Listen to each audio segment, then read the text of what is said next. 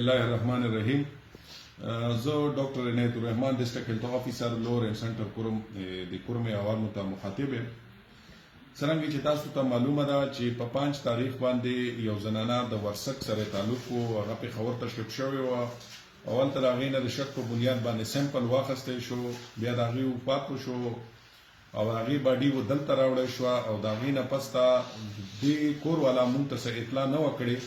پېښور نه مونږ ته اطلاع وشوه چې داسې یو بیمار راغلی و، د هغې وفات شوی دی او د هغې چې کوم سیمپل مونږ هغه اخیستی و هغه پازیټیو دی.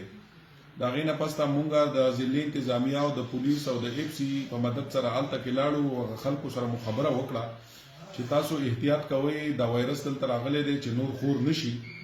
او په دغه سلسله کې مونږ د دغه کور د 4 کسانو نه چې هغه د دې زنانه سره نږدې پاتې شوي د هغې نه سیمپل یې واخیستلې، هغه مو لیبارټرۍ ته ولېږلې، بېګا د هغې ریزلټ رالو هغه هم پازیټیو دی.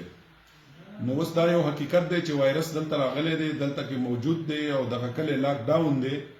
زما د دغه کلي د خلکو نه او د کور مې د ټولو عوامو نه خواست دی چې ډېر زیات احتیاط شروع کړئ. احتیاط آلریډي روان دی، خو چې د دې نه هم زیات شي، بازارونو ته، هسپتالونو ته ځای په ځای جمع کول، غونډې کول، د دې نه منع شئ.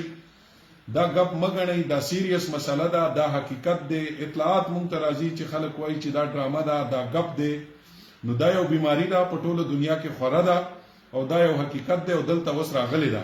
مونږ نن هم د 6 کسانو نه سیمپلې واخیستلې، هغه زه اسلام آباد نه یې ته لېږمه، د هغې به هم پته ولګي سبا پورې. خو زما د کور مې د عوامو نه یو ځل بیا اپیل دی چې کم تاسو ته د انتظامیه د طرف نه، د هیلث ډپارټمنټ د طرف نه کم هدایات دي، په دې باندې عمل وکړئ. خپلو کورونو کې کښېنئ، خپل ماشومان کنټرول کوي، خپل ځان کنټرول کوي، بازارونو ته، هسپتالونو ته ځای بې ځای ګرځېدو نه ځان کنټرول کوي. کوشش زموږ دا دی چې مونږ دا وایرس هم په دغه ورسک کلي کې کنټرول کړو، د دې نه خور نشي. دې کې چې ستاسو تعاون مونږ سره نه وي نو دا وایرس به خورېږي، دا یو حقیقت دی او دا مسله به زیاتېږي. زما یو ځل بیا دا درخواست دی، ریکویسټ مې دی د کور مې د عوامو نه چې پلیز مهرباني وکړئ او په دې هدایاتو باندې عمل وکړئ او د کورونو پورې ځان محدود کړئ. ډېره مننه.